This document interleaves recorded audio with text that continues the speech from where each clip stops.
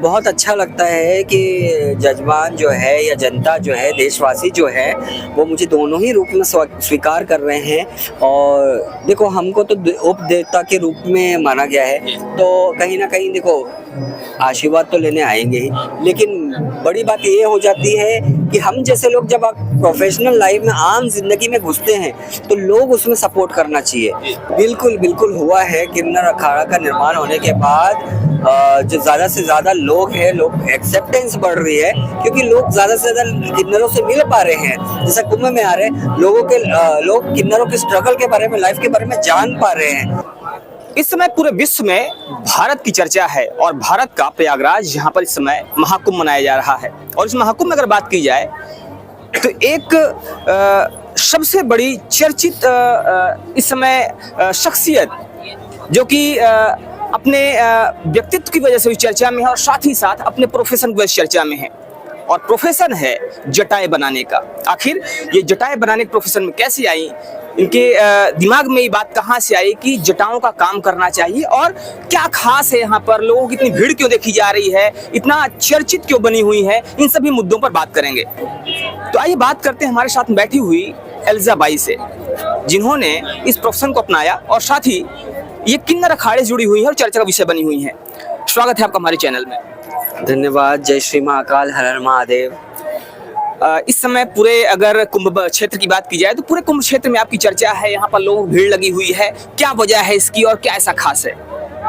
देखो, ये तो भीड़ जो लगी है वो तो जो किन्नरों से आशीर्वाद लेने आते हैं, जो हमारे से आशीर्वाद लेने, एक तरीके से वो भी भीड़ है। और काफ़ी जो मेरी वीडियोस वायरल हुई है, मेरा ड्रेडलॉक जो जटाओं को लेकर, मेरे प्रोफेशन को लेकर, उसके लिए भी लोग वीडियोस देख देख के आ रहे हैं, स्पेशली ढूंढते ढूंढते आ रहे हैं मिलने के लिए, फ़ोटोज़ खींचने के लिए, आशीर्वाद लेने के लिए, सेल्फी लेने के लिए। तो इसकी वजह से काफ़ी भीड़ है।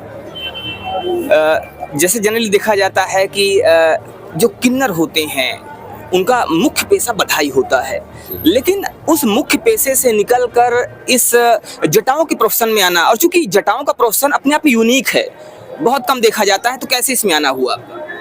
जी देखो, कैसा है, जो एक ये बधाई है और बधाई लेना, आशीर्वाद देना, खुशियों में शामिल होना, ये एक तरीके से जो है हमारा जो है जन्म अधिकार है, जो ये सदियों से चला आ रहा है, जब से राम भगवान ने हमको वरदान दिया, और ये चलता आएगा। लेकिन इससे हट के अलग जो है, एक किन्नर समाज में हम जो भी इंटरेस्टेड, जो भी एक अलग प्रोफेशन ज्वाइन करना चाहता है या करता है, तो उसमें से हम हैं कि हम हमारा इंडिपेंडेंटली एजुकेशन कंप्लीट करके हम एक प्रोफेशन सेलेक्ट करते हैं जिसमें हमारा इंटरेस्ट हो, और हम उसमें वो प्रोफेशनल फील्ड में आगे बढ़ जाते हैं।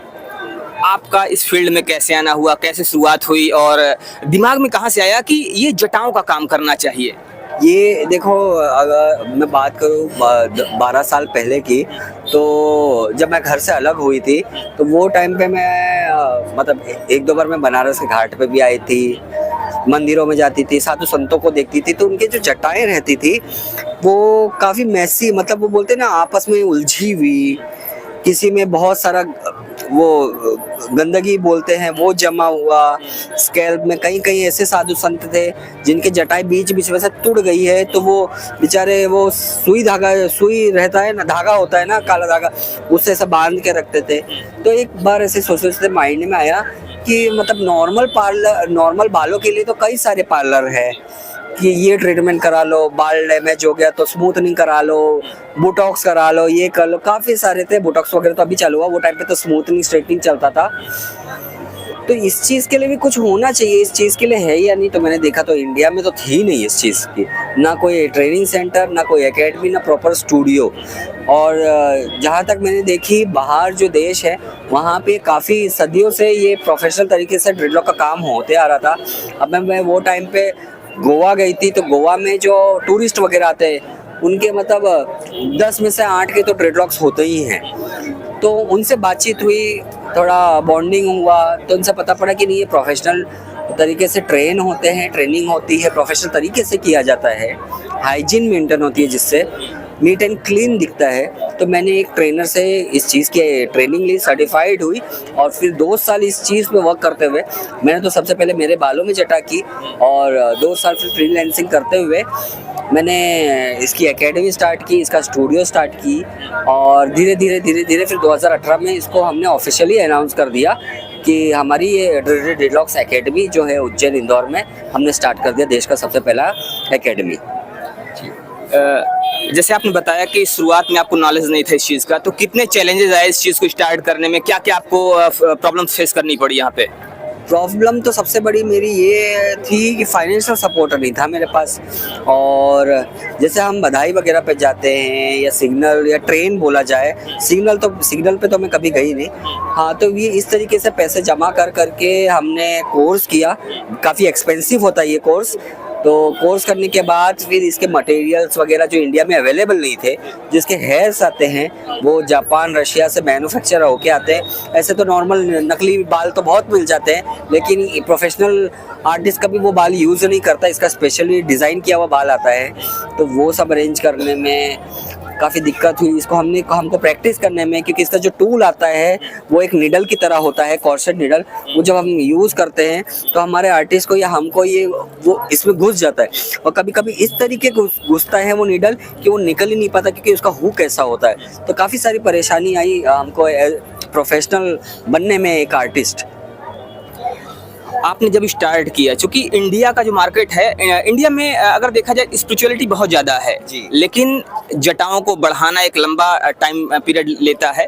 और जब आपने स्टार्ट किया तो तब से और अब में क्या आपको चीज़ें देखने को मिल रही हैं, या ये कहा जाए कि कितना रिस्पांस मिल रहा है और लोग कैसे इसको पसंद कर रहे हैं? जी देखो, जब मैंने स्टार्ट की थी 10 साल पहले, तो वो टाइम पे पहली बात तो किसी को ये जटा बनाने का शौक बहुत से लोगों को रहता है, लेकिन इसको क्या नाम से सर्च करें, इसके आर्टिस्ट बनाने वाले को कैसे सर्च करें, ये किसी को नहीं पता था। बनते हैं ये भी किसी को नहीं पता था। तो ये जो होता है ड्रेडलॉक आर्टिस्ट, हमने वो टाइम पे अगर बात करें तो महीने में एक क्लाइंट मिल जाता था जो देख के पूछता था कि ये कहाँ से हुआ है, कैसे हुआ है, तो हम बताते थे। धीरे जब ये फैशन इंडस्ट्री में भी आने लगा, हीरोइंस ने भी कराए। हीरो में देखा जाए तो OMG 2 में विग डाला हुआ है ड्रेड्स का। काल की मूवी में अमिताभ बच्चन का है, KGF में इसके क्या नाम है उसका, संजय दत्त का है। कोरियोग्राफर है जो जाना माना ये टेरेंस लुइस, उन्होंने करवाया है। Big boss fame MC stand ने करवाए हैं। तो ऐसे लोगों को मालूम पड़ने लगा कि होते हैं, और ये जो अभी 3-4 साल से ट्रेंड है तो लोगों को पता पड़ने लगा, और काफ़ी लोग आते हैं करवाते हैं इसको। मेरे पास ऐसे भी लोग आते हैं जो महाकाल की भक्ति करते हैं, महादेव को प्रसन्न करने के लिए अपने तरफ से एक उनके प्रति प्यार साधना दिखाने का एक प्रयास करते हैं जटा लगा के। और फैशन इंडस्ट्री से आते हैं, ऐसे भी क्लाइंट आते हैं जिनको डेंसिटी बढ़ानी रहती है, वो भी आते हैं। तो पहले लोगों को नॉलेज नहीं था इस चीज़ का कि हाँ ड्रेडलॉक जैसे कोई चीज़ होती है, और जैसे जैसे पता चल रहा है तो वैसे वैसे अब लोग आना शुरू कर दिए होंगे। जी बिल्कुल, अभी मेरे पास ऑल ओवर इंडिया से क्लाइंट आते हैं, और जो मेरी एकेडमी है उसमें मेरे पास ऑल ओवर इंडिया से स्टूडेंट आते हैं। यहाँ तक कि मेरा ऑनलाइन कोर्स चलता है, जहाँ एट प्रेजेंट न्यूजीलैंड से मेरी स्टूडेंट जो है वो कोर्स ले रही है। जी, एक ट्रेडिशनल वे जो किन्नर समाज का होता है और एक आपका ये प्रोफेशनल वे, दोनों में कौन सा ज़्यादा अच्छा लगता है आपको? ट्रेडिशनल वे में मतलब जैसे आप बधाई वगैरह बोलो, जैसे कि मैंने बताई आपको, वो तो हमारा जन्म अधिकार है। मैं कितनी भी प्रोफेशनल हो जाऊं, अब जिसके घर में खुशी आएगी, अब कोई जजमान मुझे अगर खुशी से कोई नेक दे रहा है तो मैं वो लूँगी और मैं उसको आशीर्वाद दूंगी। तो ये एक अलग चीज़ हो जाती है, वो तो मेरा जन्म अधिकार है, और प्रोफेशन तो ये मेरी चॉइस है। तो दोनों ही चीज़ें अपनी जगह पर हैं और दोनों ही चीज़ें अच्छी हैं। जी बिल्कुल। कितना खर्च आता है, जैसे कोई अगर करवाना चाहता है इसको, कितना खर्च आता होगा इस ड्रेडलॉक में? ये देखो, रेंज स्टार्ट होता है 5-8 हज़ार से। डिपेंड करता है कितने जटा के लट लगते हैं, कितने लंबे लगाने हैं, कितना घना चाहिए, क्वालिटी क्या चाहिए, उस हिसाब से 5,000 से लाखों रुपए तक चले जाता है। ऐसा होता है लेंथ के अकॉर्डिंग। इसका अगर देखा जाए बजट छोटे बजट से लेके बड़े बजट तक का है। जो जटाएं लगवाते हैं, ये कहा जाए जो ट्रेडलॉक करवाते हैं, तो उनको क्या क्या चैलेंजेस फेस करने पड़ते हैं इसको लगवाने के बाद? चैलेंजेस कुछ नहीं, इसको अगर आप टाइम टू टाइम मेंटेन करेंगे तो कोई चैलेंज बस ये है कि एक तो ये वेट होता है इसमें, अगर आप टाइम टू टाइम मेंटेन नहीं करवाओ तो ये आपस में उलझ जाएंगे, खराब होने लग जाएंगे, जो उलझते हैं आपस में चिपकने लग जाते हैं। तो ये सब चीज़ का ध्यान देना होता है। बाकी इसमें आप शैम्पू कर सकते हो, तेल लगा सकते हो, और कोई दिक्कत नहीं है, सब कर सकते हो आप नॉर्मल हेयर की तरह। तो सारी चीजें नॉर्मल हेयर की तरह होती हैं और आप शैम्पू कर सकते हैं, सारी चीजें कर सकते हैं। क्या ये चिपकाई हुई होती है या कोई और तरीका होता है इसमें? नहीं, ये चिपकाई हुई नहीं होती है। इसका एक प्रोफेशनल टूल आता है जिसको हम कॉर्सेट नीडल बोलते हैं, तो उससे हम इसको वेव करते हैं। एक प्रोसीजर होता है जिसको हम दोनों बाल को, जैसे ये ओरिजिनल बाल है और ये आपका एक्सटेंशन, इस तरीके से गूंथते हैं ताकि वो फिक्स हो जाए, और ये परमानेंट फिक्स होते हैं। मतलब आप चाहे जितना रख लो, जितना समय, 1 साल, 2 साल, 1 महीना, 5 महीना, 6 महीना, 10 साल, उसके बाद आपको निकलवाना है तो वो प्रोफेशनल तरीके से खुल भी जाएगा और आपके जो बाल है वो वैसे के वैसे ही हो जाएंगे और डैमेज नहीं होगा। बस शर्त ये है कि अगर आप प्रोफेशनल आर्टिस्ट से कराते हो तो, क्योंकि मार्केट में बहुत सारे लोकल आर्टिस्ट हैं जो बाल ख़राब करते हैं और नकली बाल लगाते हैं, जिसके क्लाइंट जो नायलॉन के बाल आते हैं, बाल चोटी के, तो क्लाइंट मेरे पास आते हैं फिर सही करवाने के लिए। तो ये चीज़ है कि आप प्रोफेशनल से कराओगे, आपको कुछ साइड इफेक्ट नहीं होगा। आप एक प्रोफेशनल भी हैं और साथ ही साथ एक धर्मगुरु भी हैं, अगर देखा जाए तो किन्नर अखाड़े से जुड़ी हुई हैं। लोग आपसे आशीर्वाद लेने की आ रहे हैं लगातार, क्या कहेंगे इस पे, क्या कहना चाहेंगे? बहुत अच्छा लगता है कि जजमान जो है या जनता जो है, देशवासी जो है, वो मुझे दोनों ही रूप में स्वीकार कर रहे हैं।